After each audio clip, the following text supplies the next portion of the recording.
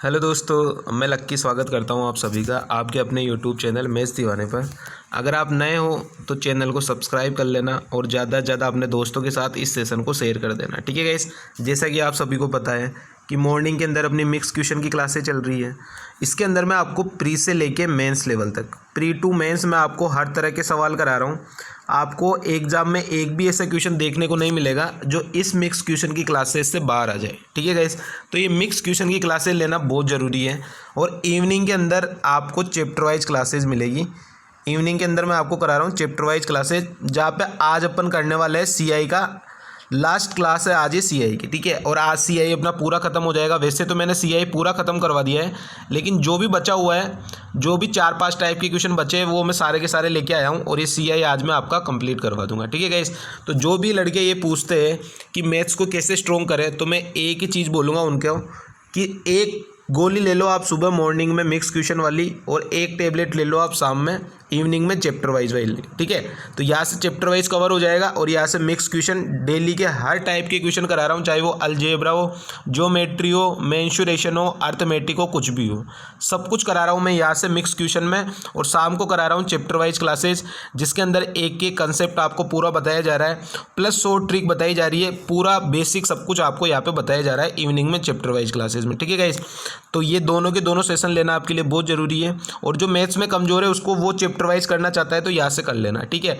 हर एक कंसेप्ट बता रहा हूँ, वो भी सब कुछ फ्री में, देखने का कोई पैसा नहीं लग रहा है या फिर कोर्स का कोई पैसा नहीं लग रहा है। ठीक है, सब कुछ फ्री है यहाँ पे, और एक एक चीज़ बताई जा रही है।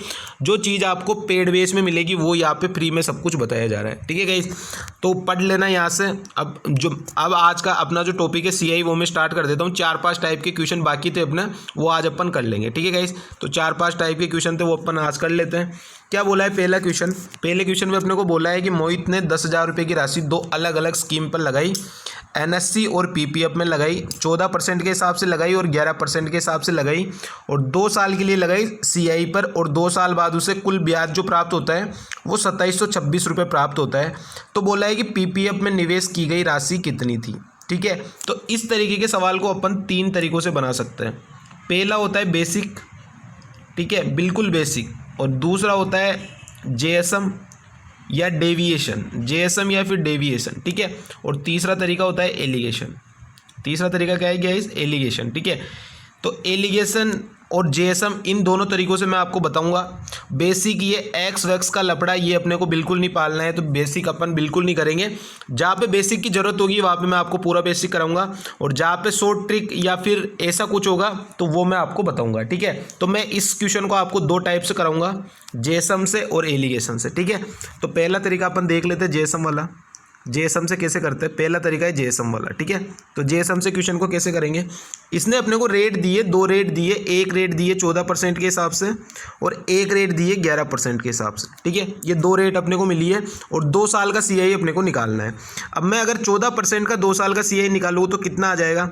14 प्लस में 14 प्लस 14 गुणा में 14 डिवाइड बाई 100। तो यहाँ से कितना आ जाएगा? यहाँ से मेरे पास आ जाएगा 29.96। ठीक है, और अगर मैं 11% के हिसाब से निकालूँ तो कितना आ जाएगा? 11 प्लस में 11 प्लस 11 गुणा में 11 डिवाइड बाई 100। तो यहाँ से कितना आ जाएगा? 23.21। ठीक है, अब जेएसएम कैसे लगाते हैं वो चीज़ आप सीख लेना। 10,000 रुपये दे रहा है। अब मैं ये मानता हूँ कि जो भी कम वाला है ना, उससे आप मान लो कि मैंने इस हिसाब से पैसे दिए, तो मैं ये मानता हूँ कि मैंने जो भी 10,000 रुपये थे वो 11% के हिसाब से 2 साल के लिए दिए, तो मेरे को कितना ब्याज मिलता? 10,000 गुणा में 23.21% रेट, तो इस हिसाब से मिलेगा मेरे को ब्याज। तो यहाँ से मेरे को टोटल ब्याज मिलता गाइस, 2 जीरो से 2 जीरो कट गया, 2321। कितना ब्याज मिलता गाइस? मेरे को ब्याज मिलता 2321। लेकिन रियल में मेरे को ब्याज कितना मिल रहा है? मेरे को ब्याज मिल रहा है 2726 रुपये, जैसा कि आपको दिख रहा है। तो ये 2726 माइनस में 2321, ये मेरे को कितने रुपये ज़्यादा मिल रहे हैं? 405 रुपये। अभी 405 रुपये मेरे को ज़्यादा कहाँ से मिलेंगे आप खुद ही बताओ, क्योंकि मैंने तो सारा पैसा 11% के हिसाब से दे दिया, जबकि इंटरेस्ट देना था 14% के हिसाब से भी। तो गेप कितने का है गाइस? यहाँ पे गेप है 6.75 का। तो 6.75 की वैल्यू आएगी मेरे पास कितनी? 405। तो 100% की वैल्यू गाइस कितनी आ जाएगी? 100% की वैल्यू आ जाएगी मेरे पास 4,000 रुपये। यानी ये वाला पैसा कौन सा निकल के आ गया है? जो मैंने 14% पे लगाया, यानी एनएससी वाला। तो एनएससी वाला पैसा मेरे पास कितना आ गया 4000 रुपये। और मेरे को ये पूछ लेता पीपीएफ में, जो क्वेश्चन में बोला है पीपीएफ में कितना लगाया, तो अगर 10,000 रुपये में से 4000 रुपये अगर मैं इसमें लगा रहा हूँ एनएससी वाले में, तो 10,000 माइनस 4000 यानी 6000 रुपये में पीपीएफ वाले पे लगाऊंगा। तो यही मेरा करेक्ट आंसर हो जाएगा पीपीएफ वाला। कितना आंसर हो जाएगा मेरा 6000। ठीक है गाइस, तो इस तरीके से जेएसएम लगाते हैं। क्या करते हैं, सबसे पहले 2 साल का इंटरेस्ट मैंने निकाल लिया, भाई मेरे को इंटरेस्ट कितना कितना मिलना चाहिए। तो 14% के हिसाब से मेरे को मिल रहा है 29.96 और 11% के हिसाब से मेरे को मिल रहा है 23.21। तो जेएसएम में क्या करना है कि जो कम रेट आ रही है ना उसी पे सारा पैसा दे दो। तो 23.21 आ रही है रेट 2 साल की 11% की। तो मैंने माना कि मैंने सारा का सारा 10,000 रुपये जो था वो 11% के हिसाब से 2 साल के लिए दे दिया। तो मेरे को कितना ब्याज मिला 2321, लेकिन रियल में ब्याज कितना मिल रहा है 2726। तो 2724 और 2321 के बीच का गैप कितने का है 405 का, यानी 405 रुपये मेरे को ज़्यादा कहाँ से मिले, क्योंकि मेरे को पैसा 14% के हिसाब से भी देना था। और तो 14% की रेट और 11% की रेट के बीच में डिफरेंस कितने का है 6.75 का। तो उसी 6.75 की वैल्यू है 405। तो 100% की वैल्यू कितनी आ जाएगी 4000 आ जाएगी, यानी एनएससी वाला पैसा कितना आ गया 4000। तो अपने को पूछा गया है पीपीएफ वाला, तो पीपीएफ वाला कितना बच जाएगा 10,000 माइनस 4000 यानी 6000। ये तो हो गया जेएसएम वाला तरीका कि जेएसएम वाले तरीके से अपन इस तरीके से निकाल सकते हैं। अब चलते हैं अपन एलिगेशन से कैसे निकालेंगे। तो एलिगेशन वाला तरीका मैं आपको बता देता हूँ। जेएसएम से अपन ने निकाल लिया, अब दूसरा तरीका आ गया एलिगेशन। एलिगेशन कैसे लगाएंगे वो भी आप देख लेना। ये एलिगेशन, ठीक है, ये एलिगेशन कैसे लगाएंगे वो भी आप देख लेना। अब 14% के हिसाब से 2 साल का इंटरेस्ट कितना हो रहा था 29.96 यानी 2996 रुपये हो गए। और 11% के हिसाब से 2321 रुपये हो गए। और रियल में कितना पैसा मिल रहा था अपने को इंटरेस्ट का 2726। तो ये 2726 बीच में आ गया, यहाँ से लग गया अपना एलिगेशन। तो यहाँ पे कितना आ जाएगा, माइनस करूंगा तो 405 और 2996 माइनस 2726, तो यहाँ पे कितना आ जाएगा 270। यहाँ से अगर ये किसी से कट रहे तो काट दो, 135 से कट रहे तो 2 और 3 बार कट जाएगा, यानी 5 यूनिट की वैल्यू आ गई 10,000 रुपये। 5 यूनिट की वैल्यू 10,000 रुपये। तो यहाँ से कितना पैसा अपने पास निकल के आ गया, 1 यूनिट की वैल्यू 2000। तो ये 6000 रुपये ये वाले तो आ गए एनएससी वाले, और ये वाले आ गए पीपीएफ वाले। कितने आ गए, ये तो आ गए एनएससी वाले और ये आ गए पीपीएफ वाले। ठीक है, तो 6000 रुपये अपना करेक्ट आंसर हो जाएगा, जैसा कि ऑप्शन में अपने को दिया हुआ है। ठीक है गाइस, तो ये था जेएसएम और ये था एलिगेशन। अब यहाँ पे देख लेना 2996 कैसा है। अगर मैं सारा का सारा पैसा 14% के हिसाब से देता तो 29.96 आ रहा था। तो 10,000 का 29.96% क्या होगा 2996, वही मैंने यहाँ लिखा है। और 2321 जो मैंने अभी आपको निकाल के बताया 11% के हिसाब से 23.21, तो 10,000 की गुणा करूंगा तो 2321। तो ये 2321 मैंने यहाँ से लिखा है। ठीक है, और 2726 जो है वो मेरे को टोटल इंटरेस्ट मिल रहा है, यहाँ से देखना 2726, तो ये 2726 बीच में आ गया। ठीक है, तो यहाँ से लगा दिया मैंने एलिगेशन, ये आ गया अपना करेक्ट आंसर। ठीक है गाइस, आप चाहो तो एलिगेशन एक तरीके से और लगा सकते हो। कैसे लगा सकते हो, रेट पे भी लगा सकते हो। तो रेट पे कैसे लगेगा, 14% के हिसाब से मैं 2 साल के लिए दे रहा हूँ, तो कितना मेरे को रेट का इंटरेस्ट मिल रहा था 29.96 मिल रहा था। 11% वाले का कितना मिलेगा 23.21, तो ये 23.21 और टोटल ब्याज कितना मिल रहा था 2726, यानी 27.26 लिख लूँ मैं। ठीक है, तो यहाँ से कितना आ जाएगा 4.05 और यहाँ से 2.70। तो बात वही हो जाएगी, वापस वही निकल के आ जाएगा 3 और 2। तो यहाँ से वैल्यू निकल के आ जाएगी 6000 और यहाँ से वैल्यू निकल के आ जाएगी 4000। ठीक है, तो ये एलिगेशन आप किसी पे भी लगा सकते हो, पैसे पे भी, रेट पे भी, दोनों जगह। ठीक है, तो ये वाला था रेट वाला, ये वाला था पैसे वाला और ये वाला था जेएसएम से। ठीक है, तीनों तरीके मैंने आपको सिखा दिए। ये जेएसएम और एलिगेशन आपके हर चैप्टर में लग जाएगा। ठीक है, मैं हर चैप्टर में इस वाले जेएसएम को और एलिगेशन को आपको लगा के बता चुका हूँ मिक्स क्वेश्चन की क्लासेज में। ठीक है गाइस, तो जेएसएम और एलिगेशन दोनों के दोनों द बेस्ट तरीके इस टाइप के क्वेश्चन को करने के। ठीक है गाइस, तो चलते नेक्स्ट क्वेश्चन में। ये तीनों तरीके मैंने समझा दिया आपको। अब नेक्स्ट वाला क्वेश्चन क्या बोल रहा है, ये वाला क्वेश्चन भी इतना पूछा जाता है ना, इतना पूछा जाता है, लेकिन बच्चे पता नहीं इसमें कन्फ्यूजन में क्यों रहते हैं। इसका देख लेते हैं इस वाले सवाल को भी। क्या बोल रहा है, 3 वर्ष और 2 वर्ष के लिए साधारण ब्याज और चक्रवृद्धि ब्याज के अनुपात का रेशियो अपने को दिया हुआ है 23:7। तो अपने को रेट बतानी है।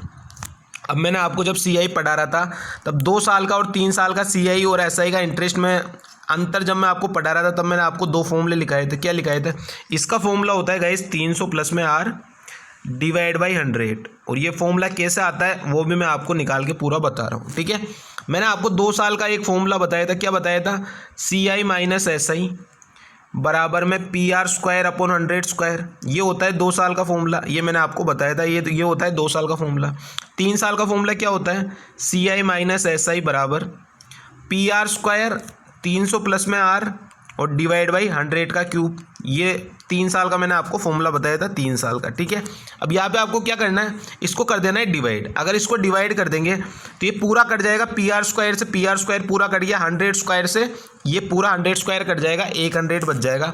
तो ये फॉर्मूला कहाँ से निकल के आएगा, 300 प्लस में R डिवाइड बाई 100, ये फॉर्मूला निकल के आया अपना यहाँ से, ठीक है। इस चीज़ को ध्यान रख लेना। अब अपने को डायरेक्ट क्वेश्चन पे आते हैं। अपने को दिया है 300 plus R divide by 100, formula निकल के आ गया। यहाँ से अपने को इसकी वैल्यू दी है 23 डिवाइड बाई 7, कि इनका अंतर जो है वो इतना है। तो यहाँ से निकाल लो आप, कितना आ जाएगा, 2100 प्लस में 7R और बराबर में 2300। तो यहाँ से 7R की वैल्यू कितनी आ जाएगी, 7R की वैल्यू आ गई 2300 माइनस 2100 यानी 200। तो R की वैल्यू यहाँ से कितनी आ जाएगी, 200 डिवाइड बाई 7। और ये मेरा करेक्ट आंसर हो जाएगा 200 डिवाइड बाई 7, ठीक है गाइस। तो इसका आंसर क्या हो जाएगा, करेक्ट आंसर इसका हो जाएगा 200 बाई 7। ये फॉर्मूला कैसे आता है, किस तरीके से निकालना पड़ता है, सब कुछ मैं आपको एक एक चीज़ बिल्कुल क्लियर कराए जा रहा हूँ, ठीक है। तो कोई भी दिक्कत नहीं होनी चाहिए। अब आपको ये फॉर्मूला कैसे आया वो भी मैंने आपको बता दिया। 2 साल का फॉर्मूला बता दिया, 3 साल का फॉर्मूला बता दिया। इनको डिवाइड करेंगे तो ये आएगा 300 प्लस में R डिवाइड बाई 100। और 3 साल और 2 साल के अंतर के जब भी अपने को रेशियो देगा तो ये वाला फॉर्मूला निकाल के अपन आराम से रेट निकाल सकते हैं, ठीक है गाइस। तो आई थिंक चीज़ें समझ में आ गई होगी। अब चलते हैं नेक्स्ट क्वेश्चन पे। नेक्स्ट क्वेश्चन भी बहुत अच्छा है। आज मैं वही क्वेश्चन लेके आया हूँ जो अपने बाकी रह गए थे, जिनको अपने को करवाना था, ठीक है। ये वाले क्वेश्चन मैंने करवाए नहीं थे तो मैं आज लेके आ गया। क्वेश्चन में क्या बोला है, एक व्यक्ति ने निश्चित राशि उधार ली और प्रथम वर्ष के अंत में 4000 रुपये चुकाए और दूसरे वर्ष के अंत में 7700 रुपये चुकाए और इस तरह से वो भुगतान करने में सहमत हो गया, ठीक है। और रेट अपने को दिए 10%। तो बोला है कि उधार ली गई राशि क्या था या फिर प्रिंसिपल क्या था, ठीक है। तो रेट आ गई यहाँ पे 10%। 10% की फ्रैक्शन वैल्यू क्या होती है, 1/10। अब एक चीज़ इसमें याद रख लेना, जब भी ब्याज का भुगतान करने को अपने को बोलेगा तो अपने को स्टार्टिंग करनी है पीछे से। कहाँ से स्टार्टिंग करनी है, पीछे से। तो जैसे यहाँ पे 2 साल के लिए दिया गया है तो पहले स्टार्टिंग करेंगे सेकेंड ईयर से, फिर चलेंगे फर्स्ट ईयर पर, ठीक है। अगर 3 साल का होता तो पहले 3 साल वाला निकालते, फिर सेकंड, फिर फर्स्ट, इस तरीके से करना है, पीछे से स्टार्टिंग करनी है, ठीक है। तो यहाँ पे दूसरे वर्ष के अंत में दे रहा है 7700 रुपये। यहाँ से कितना हो गया, 10 से 11 हो गया, यानी 11 की वैल्यू क्या आ गई, अमाउंट कितना दे रहा है, 7700 रुपये दे रहा है। तो वहाँ पे प्रिंसिपल क्या रहा होगा, 7000 रुपये रहा होगा, क्योंकि 11 की वैल्यू 7700 तो 10 की वैल्यू 7000। अब ये 7000 रुपये तो यहाँ पे दे रहा है और पहले वर्ष के अंत में 4000 रुपये चुका रहा है, यानी 7000 और प्लस में 4000, यानी कितना आ गया, अमाउंट आ गया 11000 रुपये। तो यहाँ से 11 की वैल्यू 11000, 11 की वैल्यू 11000, तो 10 की वैल्यू कितनी आ जाएगी, 10000। और यही मेरा करेक्ट आंसर हो जाएगा 10000 रुपये। ये मेरा प्रिंसिपल निकल के आ गया, जो मैंने उधार राशि ली थी उससे 10000 रुपये, ठीक है। कहाँ से स्टार्टिंग करनी होती है, पीछे से स्टार्टिंग करनी होती है। ये सब पेड बेस में पढ़ाया जाता है। जो कंटेंट में आज आपको पढ़ा रहा हूँ वो सब कुछ पेड बेस में पढ़ाया जाता है। ये वाला क्वेश्चन आपको पेड बेस में सिर्फ देखने को मिलेगा, यूट्यूब में कहीं देखने को नहीं मिलेगा, ठीक है, जो मैं आपको यहाँ पे करवा रहा हूँ, ठीक है। क्या करते हैं, इस टाइप के क्वेश्चन में पीछे से स्टार्टिंग करते हैं। यहाँ पे 2 साल के लिए लिया गया है ब्याज, तो दूसरे साल के अंत में कितनी राशि लौटा रहा है, 7700 रुपये लौटा रहा है। तो राशि लौटा रहा है यानी 11 की वैल्यू है 7700, तो प्रिंसिपल यहाँ से कितना आ जाएगा, 7000 आ जाएगा। अब 7000 रुपये तो ये, और पहले साल के अंत में 4000 रुपये चुका रहा है, तो टोटल 11000 रुपये हो गए। अब अमाउंट हो गया 11000 रुपये, तो 11 की वैल्यू 11000, तो 10 की वैल्यू कितनी आ जाएगी, 10000, यानी मेरा करेक्ट आंसर क्या हो जाएगा, 10000, ठीक है। इस टाइप के क्वेश्चन को देख लेना। आज ये CI का लास्ट क्लास है, आज ये CI की, इसके बाद पूरा CI खत्म हो जाएगा, ठीक है। जितने टाइप के क्वेश्चन एग्जामिनर पूछता है हर टाइप के क्वेश्चन में करा चुका हूँ, ठीक है। और जो टाइप के क्वेश्चन नहीं कराए थे वही मैं आज लेके आया हूँ, और आज अपना पूरा CI खत्म हो जाएगा, ठीक है गाइस। तो आई होप ये वाला क्वेश्चन आपको समझ में आ गया होगा। इंपॉर्टेंट क्वेश्चन है। चलते हैं नेक्स्ट वाले क्वेश्चन पे। नेक्स्ट वाले क्वेश्चन में क्या बोल रहा है, अभी ये भी सेम क्वेश्चन है जो मैंने अभी करवाया है, ठीक है। इसके अंदर क्या बोल रहा है, सुभाष ने इस शर्त पर एक फ्रिज खरीदा कि पहले साल के अंत में 1020 रुपये, दूसरे साल के अंत में 1003 रुपये और तीसरे साल के अंत में 990 रुपये के भुगतान के बाद 1500 रुपये का नगद भुगतान करता है, और रेट दी हुई है 10%। यहाँ से मैं लिख लेता हूँ, रेट दी हुई है 10%। 10% का मतलब 1/10, यानी 10 से 11 वही सीन है। अब यहाँ से 11 की वैल्यू कितनी आ जाएगी, तीसरे साल के अंत में कितना भुगतान कर रहा है, 990 रुपये। तो 11 की वैल्यू 990, तो 10 की वैल्यू कितनी आ जाएगी, 900 आ जाएगी। फिर वापस क्या करेंगे, अब सेकेंड ईयर का ब्याज जोड़ेंगे।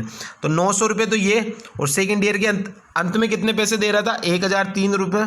तो 1003 इसके अंदर जोड़ दो, तो यहाँ से कितना आ जाएगा, 1003 इसके अंदर ऐड करते ही ये आ जाएगा 1903। तो अब 11 की वैल्यू कितनी आ गई, 1903। तो 10 की वैल्यू क्या आ जाएगी, यहाँ से 10 की वैल्यू आ जाएगी निकल के 1730।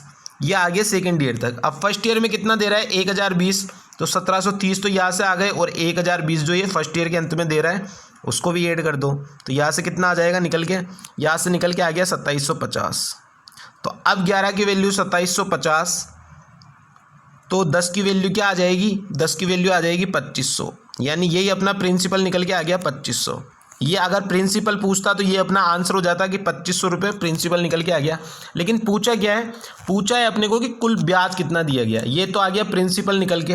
अब अपन निकाल लेते टोटल अमाउंट कितना दिया गया है। ठीक है, टोटल अमाउंट में यहाँ से निकाल लूँ, तो टोटल अमाउंट यहाँ से कितना आ जाएगा निकल के, टोटल अमाउंट यहाँ से कितना निकल के आ जाएगा, जो मैं पैसे चुकाया वो टोटल अमाउंट हो जाएगा। यानी 1020 रुपये चुकाया, ठीक है, पहले साल में। फिर दूसरे साल में 1003 चुकाया, फिर उसके बाद में 990 रुपये चुकाया। यानी टोटल मैंने कितने रुपए हो गया, मेरा टोटल अमाउंट कितना हो गया, ये हो गया मेरा 3013 रुपये।